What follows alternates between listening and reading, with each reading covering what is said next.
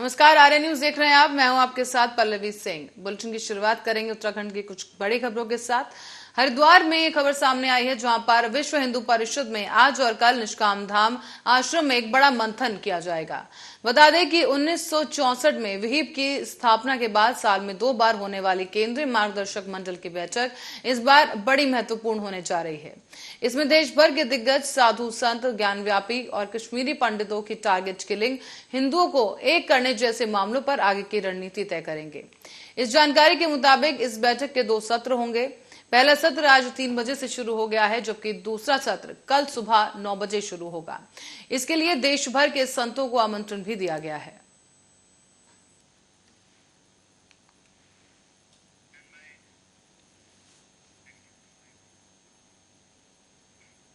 और इस बीच zero tolerance की भाजपा सरकार में भ्रष्टाचार चरम पर सीमा पर है, और इसी को लेकर आज रुड़की नगर निगम के पार्षदों ने नगर निगम महापौर के खिलाफ मोर्चा खोल दिया। और उनका ये कहना है कि अगर महापौर गौरव गोयल इस्तीफा नहीं देते तो सभी पार्षदगण सामूहिक इस्तीफा देकर बोर्ड को भंग करने का काम करेंगे। आपको बता दें कि लगभग 5 महीने पहले मेयर गौरव गोयल को एक खिलाफ उनके एक व्यक्ति द्वारा कोतवाली में तहरीर दी गई थी, और बताया गया था कि उनसे नगर निगम मेयर गौरव गोयल ने लीज की जमीन को रिन्यूअल के नाम पर 25 लाख रुपए की डिमांड की गई। इसमें फॉरेंसिक जांच में मेयर गौरव की आवाज की पुष्टि हुई है, और पुलिस का यह कहना है कि अभी विवेचना चल रही है। साथ ही साथ आपको बता दें कि कुछ कह पाना फिलहाल सही नहीं है, लेकिन जांच पूरी होने के बाद जो कार्रवाई बनती है वो अमल में लाई जाएगी। भ्रष्टाचार से जुड़ा हुआ मामला है, इसे बिल्कुल बर्दाश्त नहीं किया जाएगा, क्योंकि भाजपा कभी भी भ्रष्टाचार को बर्दाश्त नहीं करती है। चाहे कोई भी किसी पद पे हो, उसको भ्रष्टाचार कभी भाजपा बर्दाश्त नहीं करती है। देखिए, पहले तो ये था कि फोरेंसिक जांच हो गई, ये आवाज मेरी नहीं है। जब फोरेंसिक जांच में भी ये दोषी पाए गए हैं तो तत्काल प्रभाव से इनको नैतिकता के आधार पर इस्तीफा देना चाहिए, वरना सारे के सारे पार्षद इस्तीफा देंगे। और भाजपा के प्रदेश अध्यक्ष से भी हम कहना चाहते हैं, तुरंत तत्काल में इनको निष्कासित करना चाहिए, क्योंकि ये पार्टी से जुड़ा हुआ मामला है। और अभी आने वाले लोकसभा के भी चुनाव में हम नहीं चाहते कि भाजपा की किसी भी उससे। देखिएगा, आज की हमारी मांग है, क्योंकि फॉरेंसिक रिपोर्ट की जांच आ गई है, उसमें जो आवाज़ का मिलाना महापौर गौरव गोयल जी की आवाज़ से हो गया है, तो निश्चित तौर पर नैतिकता के आधार पर उन्हें इस्तीफा दे देना चाहिए। क्योंकि भारतीय जनता पार्टी का जो भी सच्चा सिपाही है वो जीरो टॉलरेंस में विश्वास रखता है। अगर आरोप उन पर सिद्ध हो रहा है तो उन्हें नैतिकता के आधार पर इस्तीफा दे देना चाहिए। हम लोगों से जनता जवाब मांग रही है, हम लोग निर्वाचित प्रतिनिधि हैं, निश्चित तौर पर हमें जवाब देना भारी पड़ रहा है। तो हम भारतीय जनता पार्टी के शीर्ष नेतृत्व से डिमांड कर रहे हैं कि शीघ्र इस प्रकरण में हस्तक्षेप करें और महापौर को पार्टी से निलंबित करना। तो अंडर इन्वेस्टिगेशन है पूरा मामला, अभी इन्वेस्टिगेशन क्योंकि इसमें चल रही है, और इसमें कुछ भी कहा जाना अभी मेरे स्तर से जल्दबाजी होगी। इन्वेस्टिगेशन में जो भी निर्णय आएगा, इन्वेस्टिगेशन में जो भी कंक्लूजन निकलेगा, उसी आधार पर कार्रवाई की जाएगी। देखिए, इन्वेस्टिगेशन अपनी जगह पे है, बाकी और क्या लोग क्या इसकी प्रतिक्रिया कर रहे हैं वो उसका इन्वेस्टिगेशन से बिल्कुल अलग है।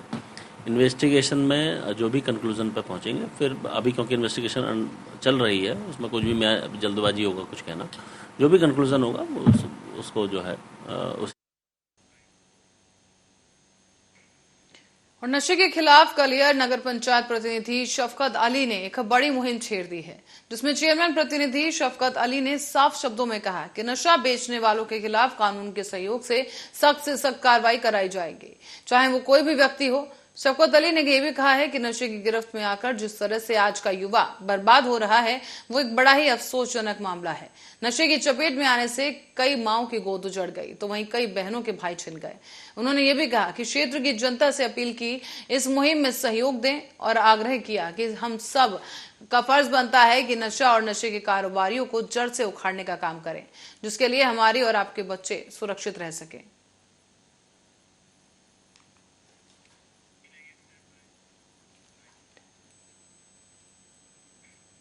खबर जनपद एटा से है, जहां शादी का माहौल उस समय गमगीन हो गया जब बारातियों के ऊपर रंग डालने पर मामूली हंसी मजाक पर जमकर लाठी डंडे और गोलियां चलाई गईं। इसमें आपको बता दें, घराती और बाराती समेत दर्जनों लोग गंभीर रूप से घायल हो गए, और एक और महिला की गोली लगने से दर्दनाक मौत हो गई है। पूरा मामला गांव फरदपुर का बताया जा रहा है, जहां पर फिलहाल घायलों को इलाज के लिए अस्पताल में भर्ती करा दिया गया। इस घटना की सूचना के बाद पहुंची पुलिस ने मामले की जांच शुरू कर दी है। सुबह लगभग 7 बजे थाना जसरतपुर क्षेत्रांतर्गत गांव फर्दपुरा में मेहंदी की रस्म हो रही थी और उसमें रंग इत्यादि का भी कार्यक्रम होता है। उसी दौरान जो लड़की पक्ष के हैं उसमें कुछ रिश्तेदारों में वाद विवाद हुआ, जिसके परिणाम स्वरूप फायरिंग की घटना हुई, जिसमें एक महिला की गोली लगने से मृत्यु हो गई है तथा एक व्यक्ति घायल बताए गए हैं। एक व्यक्ति को डंडे की चोट बताई गई है। इस घटना में संदिग्ध कुछ लोगों को पुलिस हिरासत में लेके पूछताछ की जा रही है और इसमें आवश्यक वैधानिक कार्यवाही प्रचलित है। ये लोग दे रहे हैं और पुलिस ने जितने भी संदिग्ध अपराधी थे कई लोगों को पूछताछ के लिए हिरासत में लिया है और संदिग्ध स्थानों पर तलाशी और छापेमारी की कार्यवाही अभी चल रही है। जैसे हमारे भाई साहब के ससुराल वाले हैं, जो मेरे भाई साहब ससुराल में रहते हैं, उनके परिवार ही थे और हमारी भतीजी की शादी थी। शादी में आए हुए सभी लोग थे। मेरे जीजा जी भी है, ये मतलब बारात के साथ आए थे, इन्हें शादी करवाई है। तो इन्होंने कहा कि भाई रंग मन डालो, बरातियों ने सबने कहा कि भाई रंग मन डालो। तो उन्होंने कहा कि रंग तो पड़ेगा, भाई रंग नहीं पड़ेगा भाई, ऐसा करो तुम यहाँ डरे हो, फिर जो लोग खिलाफ हो जाएंगे तो वे वहाँ डालेंगे। कई जे पटक मार ली हैं तो बरातियों ने कि अच्छा पटक ना मार ली है तो मार के देखो। वे लोग तैयार थे, पता नहीं पहले की शायद खेती बाड़ी का कोई मामला हो कि ससुराल में पहले मांगते रहे थे। ये लोग हमारे भैया के सास ससुर से, भैया के सास ससुर से मांगते रहे थे।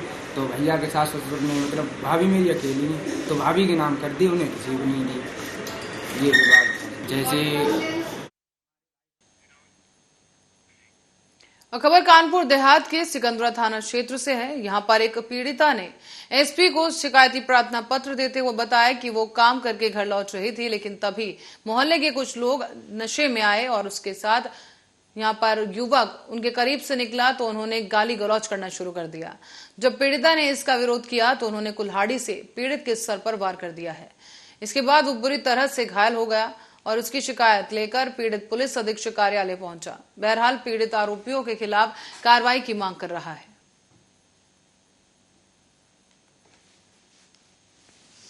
सर काम करके आ रहे थे गली में। हाँ, काम करके आ रहे थे तो इनने दारू पी रहे थे बैठे रोड पे। रोटी कौन का घर है। कौन लोग थे? नट। क्या फिर क्या हुआ? नहीं सर जो हुआ इनने गाड़ी गुप्ता दी। हाँ हमने कही, हमने भैया खाई गाड़ी करे, इतने हमारे पीछे कुल्हाड़ी मार दी। एक ने पकड़ लिया, दूसरे ने हमारे कुल्हाड़ी मार। कौन सा गाँव था? करीमनगर।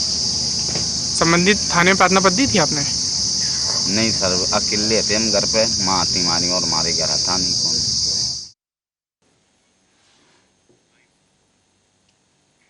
और अब खबर लखनऊ से है, जहां पर एलजीए के पूर्व सचिव के आवास पर छापेमारी की गई और ये छापेमारी उत्तराखंड विजिलेंस विभाग की तरफ से की गई है। यहां आपको बता दें कि पूर्व सचिव के खिलाफ आय से अधिक संपत्ति का मामला दर्ज किया गया, जिसके तहत ये कार्रवाई की गई।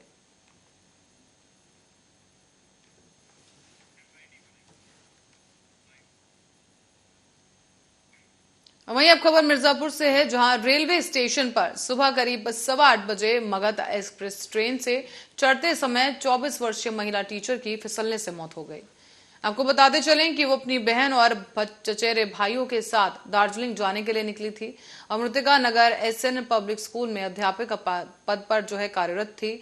साथ ही इस हादसे के चलते ट्रेन प्लेटफॉर्म पर करीब 10 मिनट तक खड़ी रही।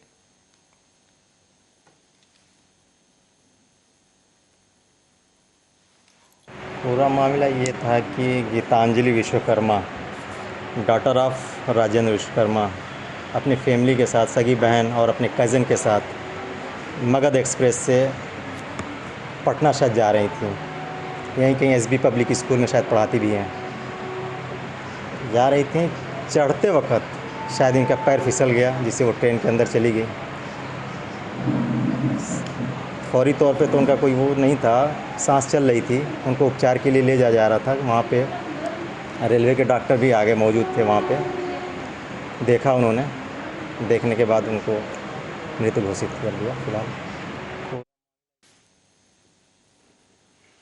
मिर्जापुर से एक और खबर सामने आई, जहां मुख्यमंत्री सामूहिक विवाह योजना के तहत 176 जोड़ों की शादी करवाई गई।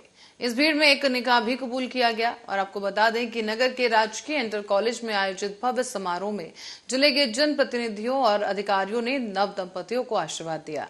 इसी बीच गरीबी से लड़ रहे वर भी अपना विवाह संपन्न होने पर सरकार के प्रति अपना धन्यवाद व्यक्त करते नजर आए।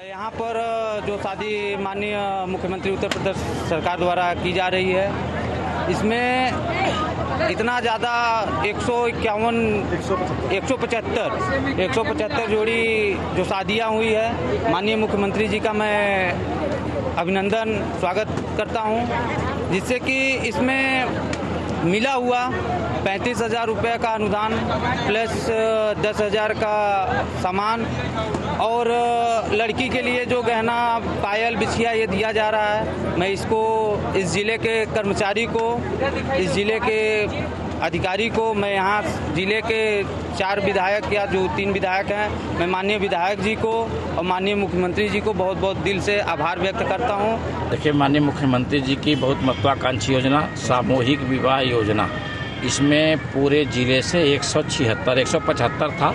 एक और गरीब परिवार आ गया था जिसका सत्यापन सही था, उसको भी सम्मिलित करते हुए 176 परिवार की शादी ब्याह हो रही है और बड़े सही ढंग से हम लोगों ने सम्मान दिया। और पूरा हम लोग बक्से में क्या क्या सामान रखा गया है उसको हमने उसकी क्वालिटी क्वांटिटी भी चेक किया है। बड़े पारदर्शी तरीके से माननीय मुख्यमंत्री जी की यह योजना सफल हो रही है और पूरा प्रदेश कम से कम 1.5 लाख से ऊपर गरीबों की शादी हुई है। इस पर बहुत लोगों का आकर्षण का केंद्र है और लोग बड़े इच्छुक के साथ सामूहिक विवाह में शादी भी करना चाह रहे हैं। सरकार की योजना ये बहुत अच्छी योजना है जो एकदम बहुत सफल होता दिखाई दे रहा है। देखिए माननीय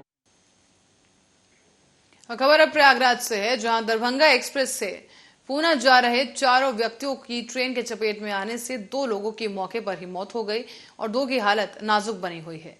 यहाँ आपको बता दें कि चारों ही व्यक्ति ट्रेन से उतरकर पटरी पर बैठ गए। तभी पवन एक्सप्रेस और दूसरी तरफ से आ रही चंबल एक्सप्रेस में चारों की नजर पवन एक्सप्रेस पर पड़ी, लेकिन चंबल को ध्यान नहीं दे पाए और चंबल एक्सप्रेस चारों को उड़ाते हुए निकल गई।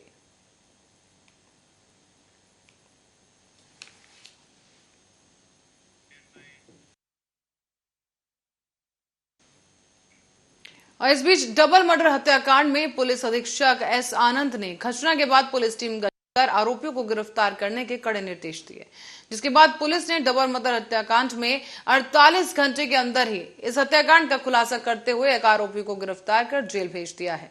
दरअसल आपको बता दें कि शाहजहांपुर जनपद के थाना जलालाबाद क्षेत्र में 3 दिन पहले हुए हत्याकांड में प्रेमी और प्रेमिका की मौत हो गई थी। इसके बाद थाने में पीड़ित सर्वेश ने थाने पर तहरीर देते हुए बताया था कि भाई रमन पाल उर्फ राजेश और उसकी प्रेमिका ममता की उसके पति ओमपाल और लड़कों ने लाठी और कुल्हाड़ी से मारकर हत्या कर दी है। पुलिस अधीक्षक एस आनंद ने घटनास्थल का निरीक्षण किया और सभी साथियों का संकलन करते हुए क्षेत्राधिकारी और थाना अध्यक्ष के नेतृत्व में पुलिस टीम गठित कर अभियुक्तों की शीघ्र गिरफ्तारी के कड़े निर्देश दिए गए। मुखबिर की सूचना पर थाना पुलिस टीम ने ओमपाल प्रमोद कुमार को गिरफ्तार भी कर लिया है, जिनकी निशानदेही पर मूंगफली के खेत से हत्या में इस्तेमाल किए गए हथियार को भी बरामद कर लिया गया। थाना क्षेत्र जलालाबाद के ग्राम डहर से 8 जून की सायंकाल सूचना प्राप्त हुई कि एक दोहरा हत्याकांड हुआ है जिसमें एक पुरुष और एक महिला है। इस सूचना पर तत्काल पुलिस मौके पर पहुंची। सभी वरिष्ठ अधिकारियों द्वारा घटनास्थल का निरीक्षण किया गया। इसमें 6 अभियुक्तों के विरुद्ध एफआईआर पंजीकृत हुई। विवेचना के क्रम में कुछ नए तथ्य सामने आए। इस पर गहन छानबीन की तो पूरी घटना का अनावरण हुआ और घटनाक्रम इस प्रकार पाया गया कि जो मृतक रमन पाल है, ये गांव के ही एक अन्य व्यक्ति ओम पाल है। उसकी जो पत्नी थी वो मृतक रमन पाल के साथ में रहने लगी थी और बाहर भी रही थी। पिछले 2 साल से गांव में ही रह रही थी। कल अचानक किसी बात को लेके जो मृतक था वो गाली देता हुआ निकला। प्रमोद अपने खेत पर था, वो गाली देता हुआ वहाँ पहुँचा। प्रमोद ओमपाल के पक्ष का था। वहाँ इसका प्रमोद से झगड़ा हो गया। इसने प्रमोद के सर में डंडा मार दिया। प्रमोद के पास कुल्हाड़ी थी, उसने कुल्हाड़ी उल्टी साइड से इसके सर पे मारी। उसी वक्त इसकी झगड़े की सूचना पर ओमपाल और इसके पुत्रगण वहाँ पहुँचे और इनके द्वारा लाठी डंडों से पीट कर उसकी हत्या कर दी गई। इसी समय मृतका वहाँ पहुँच गई और इसने और जो रमन पाल थे उसके 2 भाई वो उसी समय घटनास्थल पर पहुंचे। उनको देखकर ओमपाल और प्रमोद और ओमपाल के पुत्रगण वहां से भाग गए। इसके बाद महिला से उनकी कहा सुनी हुई, इसमें ही उन दोनों ने महिला की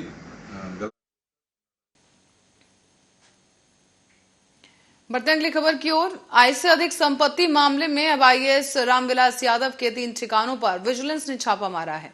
देहरादून में डीएसपी अनुषा के नेतृत्व में इस मामले की कार्रवाई चल रही है और लखनऊ में यादव के घर पर एएसपी रेणु लोहिनी की टीम पहुंची, जबकि गोरखपुर में विजिलेंस के डीएसपी अनिल मंडराल कार्रवाई कर रहे हैं। तो वहीं साल 19 अप्रैल के दौरान आईएएस रामविलास के खिलाफ विजिलेंस ने मुकदमा दर्ज किया था।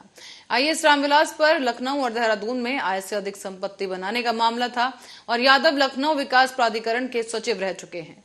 उत्तर प्रदेश की सपा सरकार में कई कद्दावर नेताओं के करीबी भी वो रह चुके हैं और आईएएस रामविलास यादव उत्तराखंड में समाज कल्याण विभाग के अपर सचिव थे।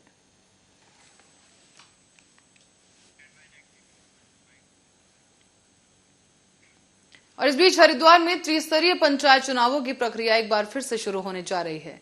यहाँ आपको बता दें कि इस बार कई बार रोक लग चुकी है इस प्रक्रिया पे, लेकिन अब राज्य सरकार ने मई में हाई कोर्ट में 3 महीने के भीतर ही पंचायत चुनाव का हलफनामा देने के बाद एक कैबिनेट की बैठक में इस पर मुहर लगा दी है। दरअसल प्रदेश में हरिद्वार ऐसा जिला है जहां पर त्रिस्तरीय पंचायतों के चुनाव अन्य जिलों के साथ नहीं हो पाते। राज्य गठन के बाद से ही ये क्रम बना हुआ है। यहाँ पंचायतों का गठन अन्य जिलों से साल भर बाद होता है। इसी के चलते अक्टूबर 2019 में हुए पंचायत चुनावों में हरिद्वार में चुनाव नहीं हो पाए। हरिद्वार में पिछले पंचायत चुनाव साल 2015 के आखिर में हुए थे और अब पिछले पंचायत चुनाव साल 2015 के आखिर में हुए। तब वहां पर 29 मार्च 2016 को ग्राम पंचायतों में, 16 मई को जिला पंचायत और 10 जून को क्षेत्र पंचायतों की पहली बैठक हुई। पहली बैठक के साथ ही अब पंचायतों का 5 साल का कार्यकाल शुरू हो जाता है, जो कि 2021 में खत्म हो गया।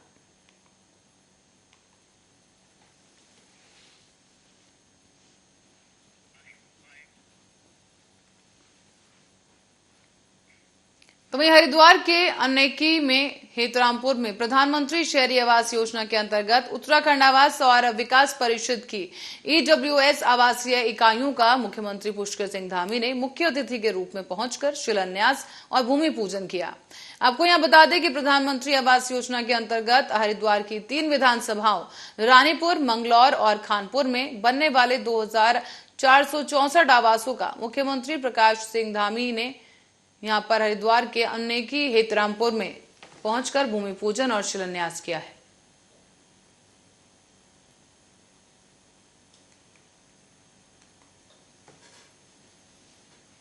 मोदी जी ने जब से देश के प्रधानमंत्री के रूप में काम करना शुरू किया, उन्होंने देश के ऐसे लोगों की चिंता करी जिनके पास मकान नहीं है, जिनके घरों में जो है गैस के सिलेंडर नहीं पहुंचे हैं, जिनको स्वास्थ्य की सुविधाएं नहीं मिल रही हैं। उस कड़ी में प्रधानमंत्री आवास योजना शहरी, आज हमने उसका यहाँ पर शिलान्यास किया है। लगभग 2400 से ज़्यादा मकान आज उनके शिलान्यास में जो जल्दी ही जो है बनकर तैयार हो जाएंगे 3 योजनाओं में। और इस प्रकार की योजना के तहत लगभग पूरे प्रदेश के अंदर अभी अनेकों स्थानों पर 20,000 से भी ज़्यादा मकान हमारे गरीब परिवारों को दिए जाने हैं। और जो भी गरीब परिवार हैं उन सभी को इस योजना से आच्छादित किया जाएगा। धीरे धीरे इसी के साथ ही बुलेटिन में फिलहाल के लिए इतना ही। देश और दुनिया की तमाम खबरों के लिए बने रहे हमारे साथ, देखते रहें आर्या न्यूज।